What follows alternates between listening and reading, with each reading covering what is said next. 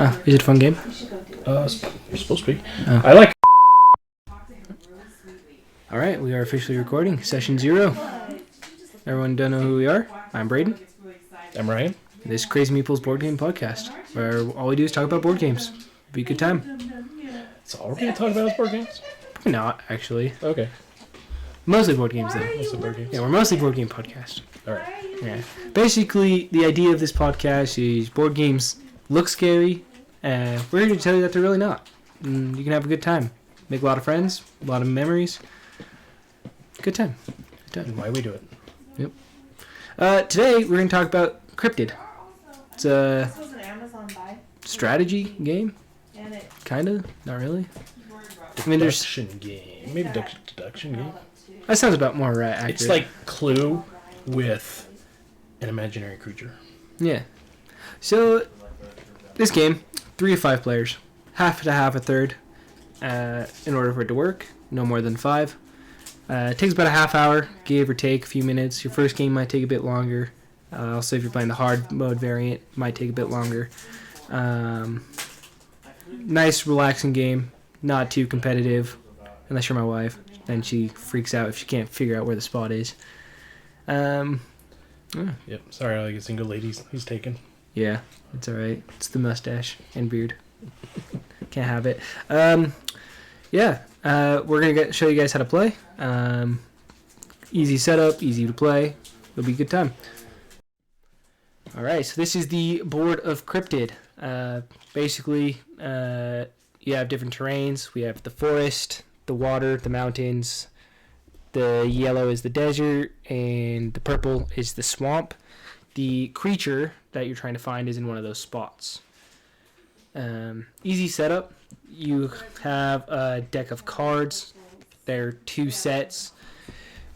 We have the white ones and the black-sided ones. The black ones are the more advanced, so if you're new to the game, I highly suggest using the white-sided ones. Or not. You can just do whatever you want. If you like a challenge, use the black. It's actually not that much harder to... It's a logic problem. Yeah. Because instead of is within 2 spaces, it's... Could be with not. Not within 2 spaces. Yeah.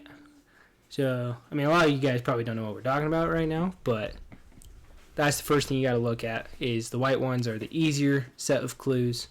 The black side is the harder set of clues. In order to set up, you look at the card. So we'll look at this white card, for example.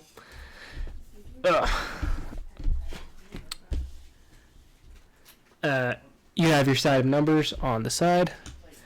I am struggling today. It's been a long day. Numbers. The game's easier than picking up the card. Yeah, it really is. So you have your tiles are numbered 1 to 6. You just follow the orientation on the card. Then you can see the shapes on the card. Those just go. Those are buildings. You just put them in that spot. Some clues might refer to that. Then, when you are done with that setting up, you turn the card over. Then, depending on how many players you have, 3 to 5, you pick that color booklet, and then you read everybody those numbers. Those numbers are their clues specifically. You do not want to share those with anybody. Otherwise, you might lose the game. So, ouch. Once you give everybody their number and their booklet, you assign everybody a color. There is 5 different colors for the 5 different people. There's purple, 2 types of blues, orange, and a red. It's actually like a burnt yellow. Not really an orange. I guess most people would call that orange. Yeah, I was thinking more yellow. Are you colorblind? But I guess that's yellow. No, I just have bad words for colors. Oh. See, that could be orange, that could be yellow. That's why they call it yellow-orange. Eric would call that yellow. I think that's more yellow than orange. But some people might think that's more orange than yellow. Yeah. But when you compare it to red, it's definitely looking orange. But if you put it against the yellow, it's more like yellow. That's fair. That's fair. That's probably why Eric calls it yellow. Probably. So, And that's really yellow. So that is also really yellow. Getting a bit off track here. Once everybody has their color, one thing to note is the color of the books do not match the colors of your pieces. So if you are red, you don't necessarily have to have the red book. Notice because there's a brown book and there's no brown color. Brown book, no brown color. But the color of the book does match the back of the card. Yes. So if you're playing with 3 players, you do have to play with the red, blue, and purple book. And for people who are really colorblind, it does have the symbol that is on the book as well. Yeah, I really never noticed that. I kind of just go off the color. Oh, that's because you're not colorblind. That's fair. There's just a lot of big population of people who are colorblind. Good game designers right here. That's true. Good game design. Good game design. Yep. So once you have everybody has chosen color, the game plays really easy. Every player starting with first player, just decide randomly. It's not that big of a deal who goes first. First person will place a cube on somewhere where their tile cannot be. Some of the clues can consist of within a space, 1 to 3 spaces of a water space, forest, swamp. There's animal tracks. That's these red borders here or these black borders here. The shapes on the board are buildings, so your clue can say something about buildings within 1 or 2 spaces or structures. So once everyone understands their clue, you guys are feeling like you're ready to go. Whoever you guys decide who's the first player will start by placing their cube on the board. This cube represents a no. My clue means it cannot be on that spot. The creature is not there. Then play goes clockwise. So then clockwise would place his cube right here. And then the third player will then place their cube. Now, once you get to this point, it's like, what game does this? We have to do, I don't know, Settlers of Catan? Yeah, Settlers of Catan. So the last person to play their no, then plays their no again, and then it goes back to the first player. I'm pretty sure that is what it says in the instructions. Rule clarification. We've got the rule clarification. Yeah. My lovely wife is deciding to be But rule clarification. Everybody will have put 2 on the board. This continues clockwise until all players have placed 2 cubes. You continue going clockwise. Keep going clockwise. Don't go forward and backwards. Alright. Playing this game wrong. So after you guys have placed your nose, you take the black pawn, the first player. He then picks a spot that he wants to choose. Say he wants to play that spot. He then has 2 things that he can say. He can either ask a specific person if their clue matches that spot, or he can say what is called searching. If he were to ask the specific player if that is their spot, the player then has one of 2 options. He can either place a round disc, meaning yes, or a cube, meaning no. So, for example, Ryan, I am asking you if your clue could be that spot.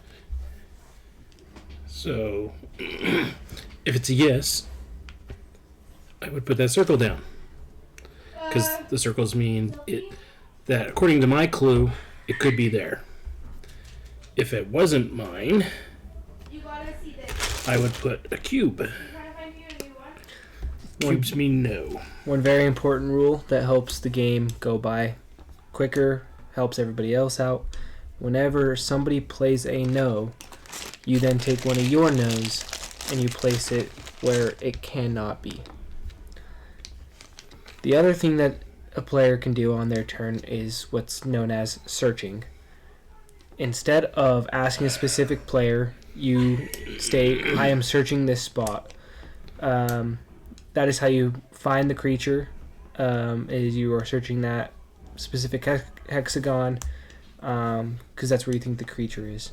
For example, Ryan, I am searching this spot. Okay, and I'll say yes, it could be there. If the first player says yes, it then goes to the next player. They have a chance to say yes or no. If they say yes, then it goes to the third player. If you're only playing 3 players and that is your spot, you win the game. You found the creature. If at any point someone says no, then you take one of your cubes and place a no somewhere else. Then it cannot be that spot. In order for you to completely win the game, everybody has to put a yes or circled disc in that space. If you make a mistake at any point in the game, you pause the game and then you fix the mistake. How you do that is you take your cube if it was supposed to be yes, or your circle if it was supposed to be no, flop them, and then you put the opposite in somewhere where it can't be. So, for example, You just gotta. I thought you have to put another no somewhere else. yeah, you basically just put another no somewhere else. Kind of like a, I don't know. It's like a punishment for Punishment, that's a good word for it. penalty for placing the wrong piece. Yeah. And it honestly just helps the game go by if you do mess up. And it happens. Yep. Don't be afraid to mess up. There are some very tricky clues in here, and I mean I have a lot of fun playing this game. A lot of fun memories. We've messed up a couple times, a lot of times actually. Well, this game's fun. It's quick. You know, even if you mess up, the game usually lasts 20 minutes at the most. It could usually shorter than that. The fun, exciting thing is most people want to play it again. When we get it out, we usually play 2 or 3 games in a row to keep on playing. Yeah. Couple other things. Your spot will never be on the same space as a building. That's just a helpful guide. There are some tricky clues. You just have to make sure you look at the wording of those clues. For instance, a clue might say not within 3 spaces of water. So it would have to be 4 spaces away from the water space. Other than that, there's not many too other complicated rules for this game. It's like we said, quick, easy, 20-minute game. On average, could be longer, could be less. You could have someone guess the spot first time. We've had that happen a couple of times. Pure luck. And if that happens, well, you just get a new card and try again. It's pretty simple. Anything else you got to add about Cryptid? It's a really great game. It's really fun. It's about $20-$30 at your average game store. You guys can pick it up, or Amazon has it. Not sponsored, but maybe someday. Yeah, we do buy a lot off Amazon. Yeah, or Kickstarter. So, yeah. A couple things to add real quick before we end today's episode. First thing is we're just 2 guys who like to play board games, and we just want to share what we love to the world. And board games can look scary depending on the box art and sound complicated. They're really not, most of them. There's some that overcomplicate the rules, and hopefully this podcast can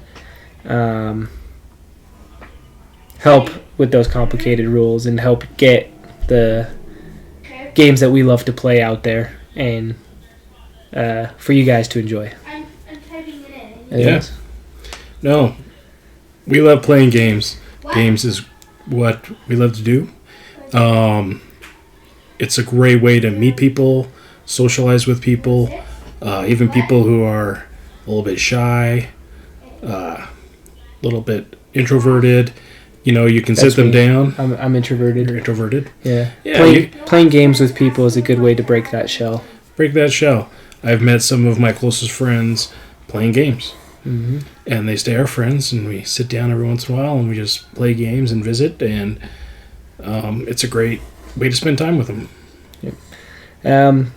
As far as this podcast goes, we're going to try and upload at least once a week. When those videos come out, that all just depends. We're pretty busy working full time. So we'll try and get those out for you guys so you guys can at least have a new game and explore at least one new game a week. Episodes will vary in length because, like board games, they vary in length. So those longer games, look forward to longer episodes. Shorter games, there be those shorter episodes. There you go. Yep. If you guys want to know how serious we are about board games, this is some of the collection that we got. That's not even. You can tell we're well organized. Yeah, and that's not even all of them. That's like a quarter, maybe. So, but yeah, I mean that's all we got for this episode. Hope you guys enjoyed. And just remember, friends and family that game together, stay together. We'll see you guys next week.